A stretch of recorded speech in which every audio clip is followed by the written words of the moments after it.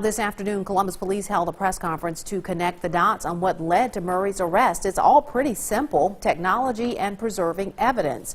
Our Joey Barnes was at the briefing, and he joins us live now with the very latest from the police department. Andrea, it was this sign and the deaths of 5 residents that haunted Columbus for the mid-1990s, and along with investigators, it was DNA, evidence case logs, and an unrelated arrest that led police to Murray. Tonight, Fowler's family and investigators have some long-awaited answers. I am pleased to announce the arrest of David Murray in connection with the July 8, 1996 murder of Mac Fowler. David Murray had little to say while making his first court appearance in Columbus. Just hours before, he was a free man. On May 22nd, an arrest warrant was issued by Circuit Court Judge Jim Kitchens for the arrest of David Murray for the charge of capital murder.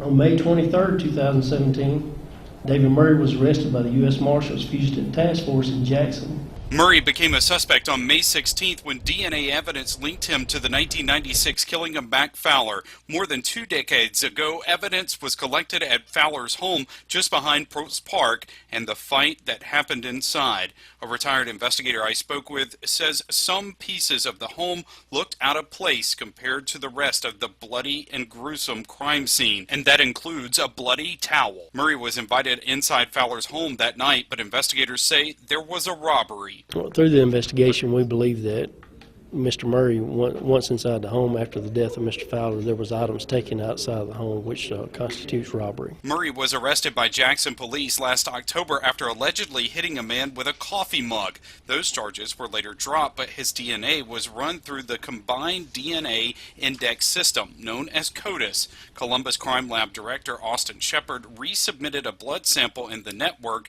about 10 years ago. There were some possibilities there for retesting, so I worked with the Mississippi State Crime Lab.